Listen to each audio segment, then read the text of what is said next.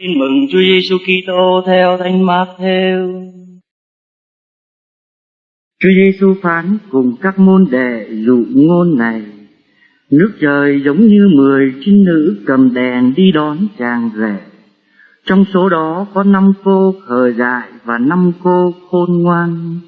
5 cô khờ dại mang đèn mà không đem dầu theo, còn những cô khôn ngoan đã mang đèn lại đem dầu đầy bình. Vì chàng rể đến chậm nên các cô đều thiếp đi và ngủ cả. Nửa đêm có tiếng hô to: kìa, chàng rể đến, hãy ra đón người. Bấy giờ các trinh nữ đều trỗi dậy, sửa soạn đèn của mình. Những cô khờ dại nói với các cô khôn ngoan rằng: các chị cho chúng em chút dầu, vì đèn của chúng em đã tắt cả. Các cô khôn ngoan đáp lại rằng: không đủ cho chúng em và các chị ra hàng mà mua thì hơn. Song khi họ đang đi mua thì chàng rể đến. Những trinh nữ đã sẵn sàng thì theo chàng rể cùng vào tiệc cưới, và cửa đóng lại. Sau cùng các trinh nữ kia cũng đến và nói: thưa ngài, xin mở cửa cho chúng tôi. Nhưng người đáp lại: ta bảo thật các ngươi, ta không biết các ngươi. Vậy hãy tỉnh thức, vì các ngươi không biết ngày nào, giờ nào. Đó là lời Chúa. Chúng ta đã bước vào tháng 11, là tháng cuối cùng của năm phục vụ. Và cứ đến tháng 11 thì người ta lại chứng kiến một hình ảnh rất đạo đức, là những anh chị em tín hữu Công giáo đi ra các nghĩa trang, thắp một nén hương, cắm một cành hoa, đọc một câu kinh cho những người đã qua đời. Và khi mà những người còn sống cầu nguyện cho những người đã chết, thì đồng thời những người đã chết lại nhắn nhủ những người còn sống về cái lý lẽ cuối cùng của cuộc sống làm người. Thành thử ra, cả một bầu khí phụng vụ của tháng 11 là một bầu khí nhắc nhớ thường xuyên chúng ta về cái cuối cùng của cuộc sống làm người mà ngôn ngữ chuyên môn gọi là cánh chung. Có một cái điều lạ là khi nói đến cái cuối cùng của cuộc sống con người cũng như của thế giới thì bình thường là người ta nhìn bằng một cặp mắt bi quan. Cái chết, một đám tang, ngày tận thế, một tai họa khủng khiếp, một cái nhìn rất bi quan. Mà đang khi đó thì Chúa Giêsu xem ra lại không nhìn một cách bi quan như thế, mà Ngài nhìn một cách rất lạc quan. Bằng chứng là Chúa Giêsu đã không lấy hình ảnh của một đám ma mà diễn tả về ngày cuối cùng, nhưng Ngài lại lấy hình ảnh một đám cưới. Cái đám cưới cho dù ở Trung Đông hay ở Việt Nam thì luôn luôn là một cơ hội để gặp gỡ, để hát ca, để múa nhảy, để chúc tụng.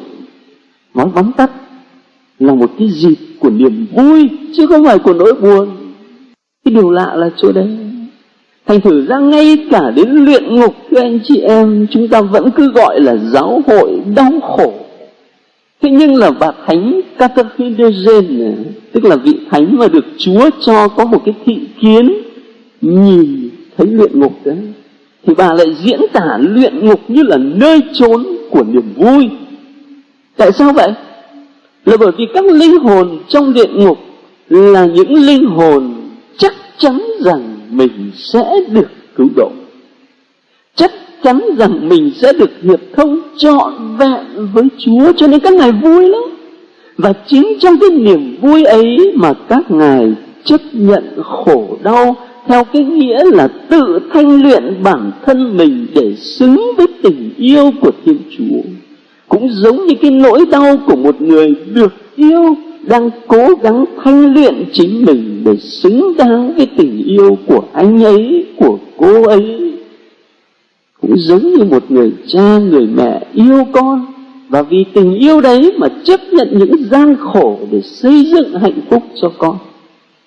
cái khổ đau của niềm vui, chứ không phải khổ đau của thất vọng. Vấn đề là ở chỗ này, là làm sao để niềm vui trở thành trọn vẹn. Tôi đặt vấn đề như vậy là bởi vì ở trong câu chuyện tin mừng hôm nay đã có những niềm vui không trọn vẹn và lại có những niềm vui trọn vẹn. Thế thì tại sao? Chúng ta phải trở về với cái khung cảnh đám cưới ở Palestine, quê hương Chúa Giêsu ngày xưa, mà các nhà chú giải Kinh Thánh nói rằng ngày hôm nay người ta vẫn bắt gặp được những cái hình ảnh đám cưới như thế ở bên Ả Rập. Ở quê hương Chúa Giêsu thời đó, người ta tổ chức đám cưới thế nào?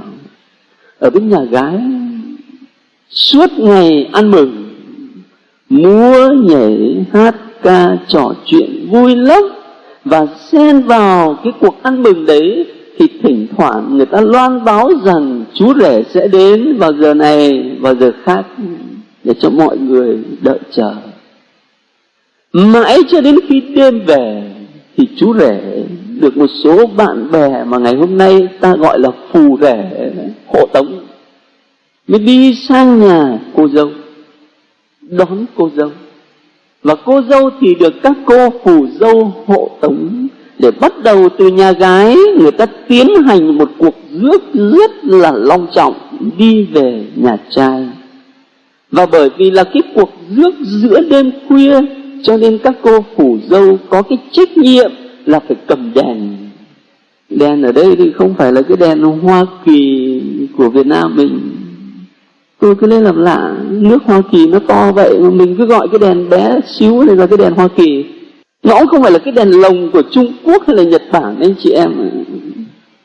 Mà đúng hơn là họ cầm những bó đuốc. Bó đuốc có cuốn vải ở đầu, rồi người ta nhúng vào dầu ô liu để mà thắp. Thế cho nên cái cuộc rước tiến hành giữa đêm khuya, dưới ánh đuốc bập bùng trên những con đường làng ngoằn ngoèo hay là trên những bờ đê dọc dòng sông rất là thơ mộng. Đi như vậy cho đến nhà trai.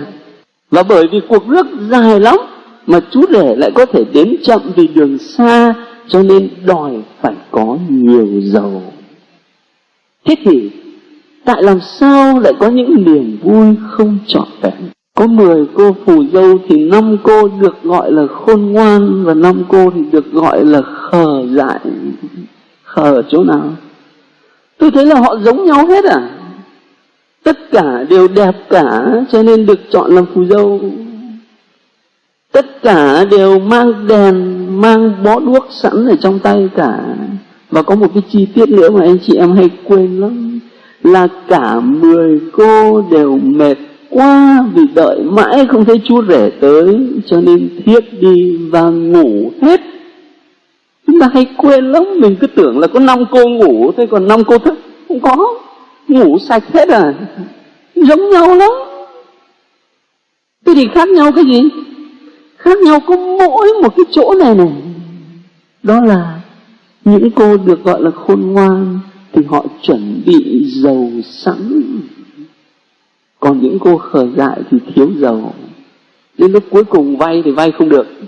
Anh chị em có thể nghĩ là người ta ích kỷ, nhưng mà không phải. Bởi vì cái con đường xa như vậy, bây giờ nếu mà cho vay dầu đó thì không chừng là 10 bó đuốc thắp sáng cho cuộc rước, nhưng mà đến nửa đoạn đường thì tắt ngấm hết. Thà là có 5 bó đuốc thắp sáng nhưng mà đi hết đoạn đường thì có phải hay hơn không? Chứ không phải người ta ích kỷ. Cái khác nhau chỉ là chỗ đấy thôi, chỉ là ở chỗ chuẩn bị cho đường xa và một đằng khác thiếu chuẩn bị. Mà sở dĩ có sự chuẩn bị như vậy thì tôi tưởng nó tùy thuộc vào cái mục đích mà người ta xác định. Những người được gọi là khôn ngoan là những người xác định cái mục đích rõ ràng là tiệc cưới, và đồng thời ước lượng tất cả những khó khăn bất trắc có thể xảy ra, cho nên người ta chuẩn bị hành trang đầy đủ và kỹ lưỡng. Những cô bị gọi là khờ dại thì chắc là họ cũng xác định mục đích là đám cưới đấy chứ, nhưng mà nó hơi mơ hồ. Có khi lại bận tâm đến cái chuyện là quần áo đẹp cho chính mình, có khi lại bận tâm đến cái chuyện ca hát múa nhảy cho nó vui, mà cái chính yếu nhất thì lại quên. Chính vì vậy mà bài đọc thứ nhất hôm nay nói đến sự khôn ngoan. Cái người khôn ngoan là người biết xác định cái mục đích xa nhất của cuộc sống là người, và biết chuẩn bị từ hôm nay. Và chúng ta cũng được mời gọi để cái niềm vui gặp Chúa nơi mỗi người trở thành một niềm vui trọn vẹn, chứ không phải là một niềm vui bị tắc nghẽn. Có nghĩa là ta được nhắc nhớ để xác định lại cái mục đích về cuộc sống làm người. Linh mục người Ý mà ở với chúng tôi, Ngài bảo rằng là ở bên thành phố của Ngài có những nghĩa trang ở ngay giữa lòng thành phố, và người ta chăm sóc nghĩa trang đó đẹp lắm, biến nó thành những công viên, người ra kẻ vào thường xuyên. Tôi nói với Ngài là Sài Gòn này cũng có vậy, nhưng mà sau này là bởi vì nhu cầu phát triển đô thị, cho nên những nghĩa trang đó biến mất và trở thành công viên thôi. Vì nhu cầu phát triển, nhu cầu kinh tế, chúng ta phá những nghĩa trang đó đi thì cũng logic thôi. Nhưng mà một đằng khác, về mặt tinh thần, tôi vẫn lấy làm hơi tiếc. Bởi lẽ cái sự hiện diện của những người đã chết giữa lòng một thành phố sinh động của những người đang sống, sự hiện diện đó có giá trị của nó.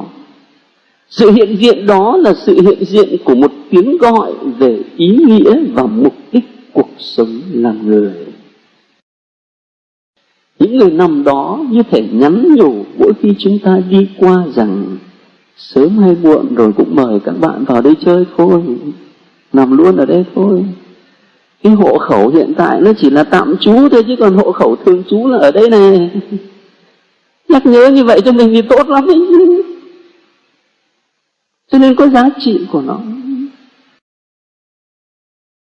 Chúng ta được mời gọi để xác định lại cái mục đích cuối cùng của cuộc sống làm người. Và khi mình xác định cái mục đích như vậy rồi thì mình chuẩn bị hành trang từ xa cho đầy đủ. Có lẽ anh chị em và tôi thì ai cũng xác định thôi, nhưng mà có khi nó hơi mơ hồ. Nó hơi mơ hồ cho nên nó chưa đủ sức thuyết phục. Và vì thế trong cuộc sống hàng ngày, anh chị em và tôi sẽ lao vào những cái mục đích trước mắt mà quên mất cái mục đích cuối cùng. Để rồi một ngày nào đó cái lời của Chúa Giêsu vang bên tai chúng ta thì lại quá muộn.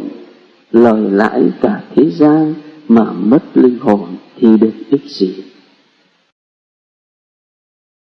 Lời lãi cả thế gian mà chính sự sống của mình đánh mất thì được ích gì?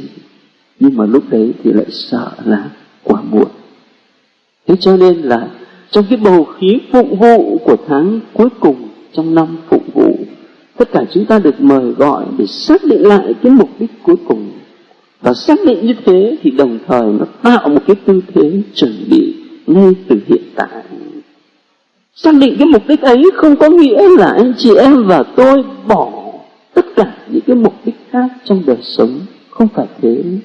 Nhưng tôi tưởng cái mục đích lớn nhất, cái mục đích cuối cùng của cuộc sống đó, nó bao trùm tất cả cuộc đời chúng ta ở đấy. Và nó ban tặng cho những hoạt động và mục đích nhỏ bé khác một ý nghĩa mới. Cũng giống như là một gia đình xác định cái mục đích tối hậu là hạnh phúc của gia đình.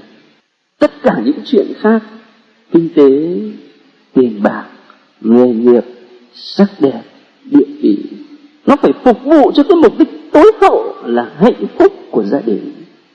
Chứ còn thì đang khi mà mình giàu lên, đang khi mà mình có địa vị cao hơn, mà cuối cùng vợ chồng khám phá ra là hạnh phúc, nó đổ vỡ, nó biến mất thì hỏng thôi. Chính cái hạnh phúc lớn lao của toàn gia đình đó, nó ban tặng ý nghĩa cho từng hành động, cho từng chọn lựa trong cuộc sống hàng ngày của mỗi thành viên gia đình.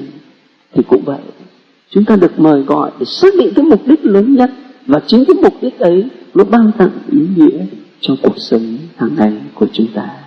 Vì thế thưa anh chị em, chúng ta cầu nguyện cho những người thân yêu qua đời trong thánh lễ Chủ nhật hôm nay, và đồng thời những người thân yêu ấy cũng nhắc nhớ mỗi chúng ta để những bước đi trong cuộc sống hôm nay trở thành những bước đi trong một hành trình thực sự đưa chúng ta đến niềm vui trọn vẹn của Thiên Chúa. Thánh Lễ TV trân trọng cảm ơn quý vị đã quan tâm theo dõi và đăng ký kênh. Kính chúc quý vị luôn được mạnh khỏe, bình an trong Chúa và mẹ. Xin chào và hẹn gặp lại quý vị trong các